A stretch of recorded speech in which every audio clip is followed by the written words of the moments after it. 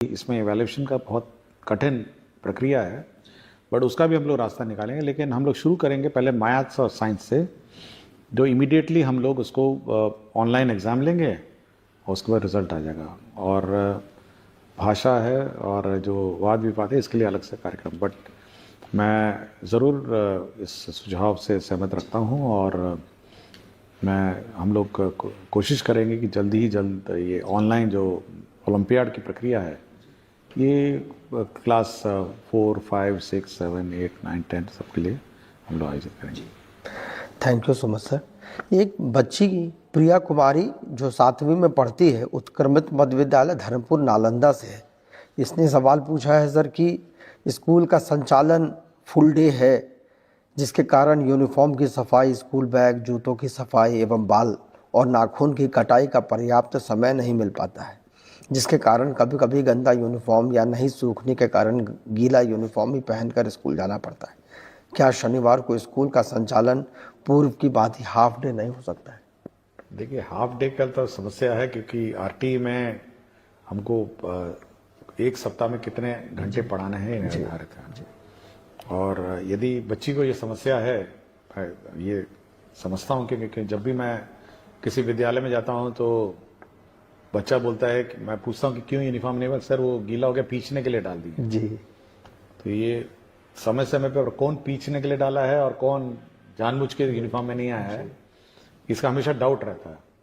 तो अगर धोने का ही समस्या है, पीछने का ही समस्या है, तो हम शनिवार को कम से कम एक दिन नॉन यूनिफॉर्म डे रख सकते हैं। हेडमास्टर ये अपने स्तर पर ये डिसाइड कर सकते हैं कि शनिवार को नॉन यूनिफॉर्म डे रखें, जब बच्चे की माता या सब लोग अपना कपड़े धुलाएंगे और 2 दिन में तो सूख जाएगा, प्रेस भी हो जाएगा, और मंडे को फिर 5 दिन यूनिफॉर्म रखेंगे। तो एक दिन की छूट हम लोग हेडमास्टर को छोड़ देते हैं। अच्छा जी, ठीक है ना, ताकि हेडमास्टर में डिसाइड करेंगे, क्योंकि हर चीज का हम लोग यहाँ पे अब गाइडलाइंस निर्धारण नहीं सकते हैं, तो ये इंडिपेंडेंस उसको दे देंगे, तो लिख देंगे कि भाई, लेकिन ये जरूर है कि अगर एक दिन की छूट दी है तो 5 दिन फिर यूनिफॉर्म होना चाहिए जी। तो ऐसा ना हो कि फिर ट्यूसडे कह देगा पीछने के लिए भेज दिए हैं और वेडनेसडे भी कर देगा जी। तो ये थोड़ा, या तो आप डिसिप्लिन 7-6 दिन रखिए या फिर आप एक दिन नॉन यूनिफॉर्म दे दें। बाकी प्राइवेट स्कूल में भी ऐसे ही है जी, एक दिन वो टी शर्ट पहन के आते हैं और अन्य ड्रेस पहन के आते हैं, तो हम लोग भी कर सकते हैं जी। एक सुरभि सिंह है, इनका सवाल है, क्या केंद्रीय विद्यालय और निजी विद्यालयों की तरह बिहार के सरकारी विद्यालयों में भी दिसंबर जनवरी महीने में बच्चों और शिक्षकों को ठंड की छुट्टी दी जाएगी? देखिए, इस बार हम लोग समर वेकेशन का टाइम निर्धारित कर देंगे और बिल्कुल स्पष्ट डेट से, मतलब इस तारीख से इस तारीख तक हम लोग दिसंबर में निर्धारित कर देंगे, ताकि सभी जो भी टीचर हैं अपना समर वेकेशन प्लान कर सकें पूर्व से। उस दिन उस पीरियड में कोई क्लासेस नहीं चलेंगी जैसे पूर्व में चलती थी, और पूरी छुट्टी रहेगी उस समर वेकेशन में। टीचर अपना जाएं, घूमें, यहाँ जाना जाएं। बहुत सारे टीचर्स अन्य राज्यों से भी आए हुए हैं, तो अपने घर जाएंगे जी।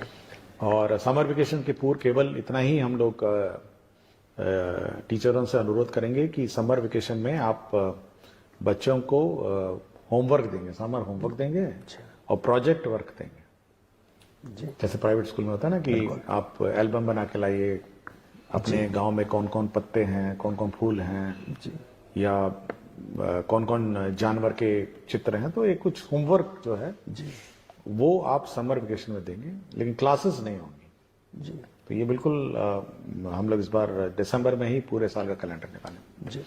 जहां तक इस विंटर के हॉलीडेज की बात है, तो बिहार में जो मौसम का जो रुख रहता है, एक समय होता है जब वैसे ही ऑटोमेटिकली डिजास्टर मैनेजमेंट में छुट्टियां डिक्लेयर हो जाती हैं जी। और ये शक्तियां हम लोगों ने डीएम को दी हुई है कि डीएम अपने आप छुट्टी जब अधिक ठंड हो जाती है डिक्लेयर कर दीजिए, तो विंटर वेकेशन वैसी हो जाती है जी।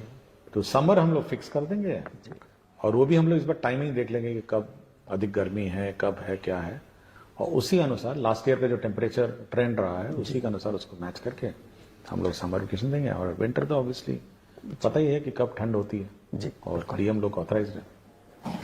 Thank you sir. एक बीपीएससी की टीआरई 1 की शिक्षिका है ऋतु राज, प्राथमिक विद्यालय 5 गाछी टेढ़ागाछ किशनगंज से। इनका सवाल है कि शिक्षा को रुचिपूर्ण और बहुआयामी बनाने के लिए स्कूलों में स्मार्ट कार्ड, स्मार्ट बोर्ड या प्रोजेक्टर उपलब्ध करवाने के बारे में भविष्य का क्या प्रावधान हो सकता है। एनिमेटेड पाठों का समावेश छात्रों का ध्यान आकर्षित करती है, जिससे गतिशील शिक्षण वातावरण बनता है और सीखना दिलचस्प और बहुआयामी होता है। देखिए, हम लोगों ने बिल्कुल किसी टीचर को रोका नहीं है। आप 42 इंच का टीवी खरीद लीजिए और अपना क्लास चलाइए जी। और जो सरकार जो शिक्षा का कोष उनका है, जो राशि है, विकास मद है, आप खरीद लीजिए, मना नहीं किया। बाजार में अपना लोकल में जाइए, टीवी खरीद लीजिए, यूएसबी पेन ड्राइव लगाइए, काम क्लास चला लीजिए। तो ये हम लोगों ने किसी को नहीं रोका। तो जिसको जहां जगह मिले, टीवी लगाना हो, प्रोजेक्टर खरीदना, अपना खरीद लेना। तो 50,000 से नीचे आता है टीवी जी, बड़ा बड़ा टीवी आता है, गांव में मिलता ही है, सब घरों में टीवी है। तो ये हेडमास्टर पर निर्भर है और स्कूल का मैनेजमेंट पर निर्भर है कि वो कैसे संचालन करे। बिल्कुल। हम लोगों ने किसी प्रकार का कोई रोक नहीं लगाया है।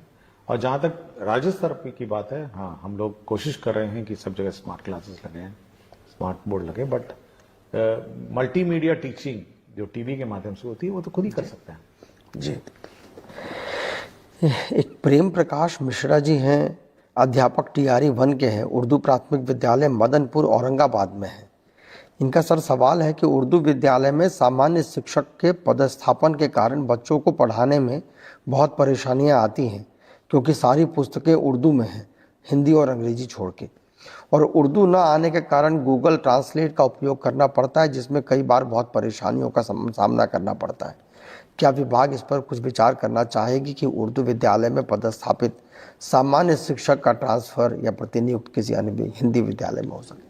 देखिए, उर्दू विद्यालय में जैसे कि खुद ही कह रहे हैं कि सब सब्जेक्ट्स उर्दू नहीं है, कुछ हिंदी और इंग्लिश है और कंप्यूटर भी है जी। तो जो सब्जेक्ट्स इनके उर्दू से संबंधित नहीं है वो तो पढ़ा ही सकते हैं जी। लेकिन एक बार रिव्यू कर लेंगे कि कितने उर्दू टीचर हैं, कितने ये हैं, हिंदी टीचर उर्दू स्कूल्स में हैं, बट जो नॉन उर्दू नोइंग टीचर हैं, कम से कम जो गैर उर्दू सब्जेक्ट्स हैं जी, कंप्यूटर है, उस मतलब कुछ साइंस है, ये सब पढ़ा ही सकते हैं जी। बट ये हम लोग मिसमैच जो हो गया है ये एक बार चेक कर लेंगे जी, थैंक यू सर।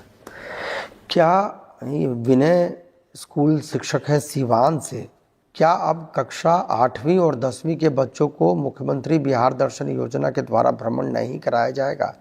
क्या बच्चों को अपने से ही कहीं भ्रमण के लिए ले जाया जा सकता है? यदि हाँ, तो इसके लिए क्या करना होगा? देखिए, ये कंपलसरी है। हर साल हम लोगों ने जो योजना मुख्यमंत्री परिभ्रमण योजना है, ये सभी के लिए लागू है और सभी को ही करना है जी। तो जो स्कूल छूट गए हैं, जिन जिनका नहीं हुआ है, उनका हम लोग करा देंगे जी। अच्छा। और परिभ्रमण में हम लोगों ने बहुत ही क्लियर कहा है कि आपका पटना म्यूजियम है, बिहार म्यूजियम है जी। और जितने भी हमारे बिहार के दर्शनीय स्थल हैं वहाँ बच्चों को ले जाएंगे और बच्चों का भ्रमण कराएंगे। तो जो स्कूल छूट गए हैं वो हम लोग कंप्लीट करवा देंगे। Thank you sir. ये एक शिल्पी सिन्हा है, उत्क्रमित मध्य विद्यालय रेवा मसौढ़ी पटना से। इनका प्रश्न है कि प्राथमिक से लेकर उच्च माध्यमिक तक सभी बच्चों के लिए विद्यालय का समय एक ही क्यों है? क्या प्राथमिक विद्यालय में बच्चों के समय में थोड़ा बदलाव किया जा सकता है, क्योंकि इन कक्षाओं के पाठ्यक्रम में बहुत अंतर है? अगर यह संभव हो तो इस पर कुछ विचार किया जाए। हमने पहले भी कहा कि मल्टी टाइम स्लॉट सिस्टम हम लोग लागू करने वाले हैं जी।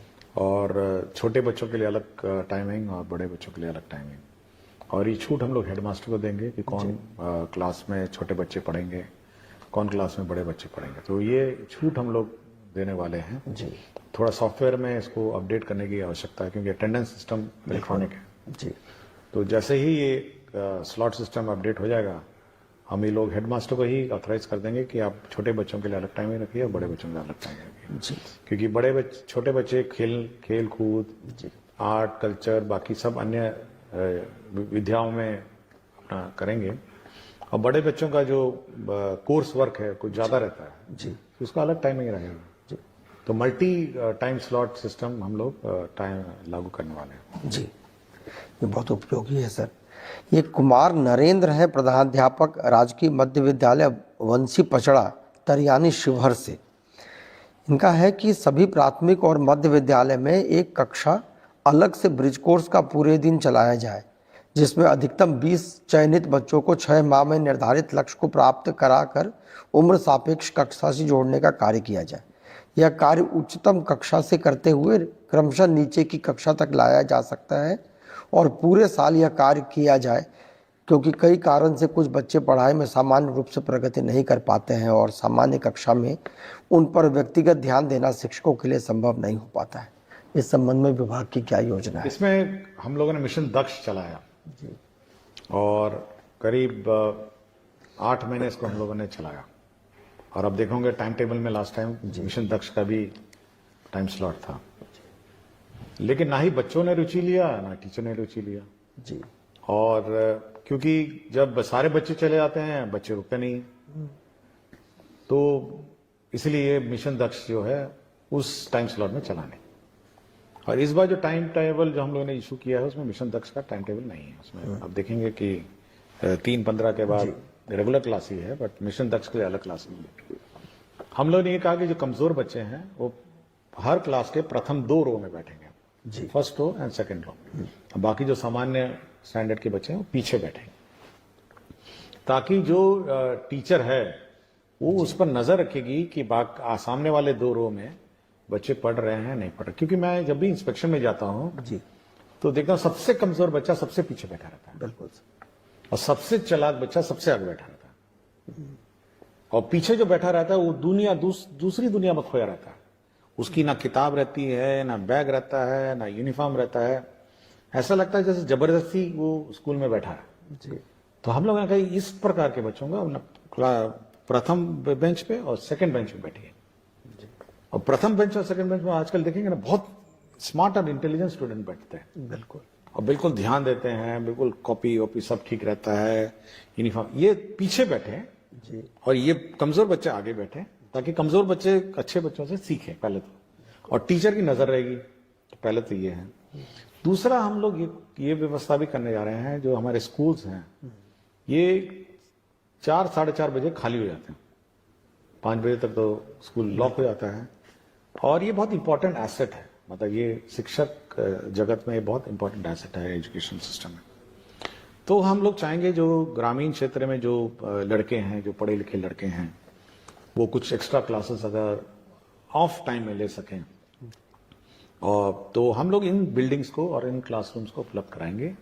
और ये जो कमजोर बच्चे हैं, देखे होंगे गाँव में कमजोर बच्चे हैं, वो उसको पढ़ाने का कोशिश करेंगे 5 बजे रात को, 6 बजे रात को, 7 बजे रात को। हम लोग बिजली इन्वर्टर की व्यवस्था करेंगे, लेकिन ऑफ स्कूल आवर्स में अगर ये इस टाइप के जो स्थानीय लड़के हैं, प्राइवेट ट्यूशन बहुत लोग चलाते हैं, बिल्कुल, तो कुछ ऐसी कोई व्यवस्था कोशिश कर रहे हैं हम लोग कि ये जो कमजोर बच्चे हैं उनको अलग से 5, 6, 7 बजे रात को उनको पढ़ाया जाए। जब खेलने वेलने का समय खत्म हो जाए तो कुछ बैठ के 1 घंटा 2 घंटा पढ़ाया जाए। तो हमारी इच्छा है कि बड़ी जल्दी से इसको ब्रिज कोर्स को कंप्लीट करना पड़ेगा, क्योंकि बहुत सारे हम लोग अभी इवैल्यूएशन हम लोगों ने किया है, तो बहुत सारे बच्चे हैं जो इस प्रकार पीछे पिछड़ गए अपने अपने क्लासों में। तो पिकअप करके उसको कैचअप करना भी हमारे लिए अब चैलेंज है, और वही हम कोशिश कर रहे हैं कि 5 से 7 बजे रात को अंधेरे में अपना क्लास चलेगा।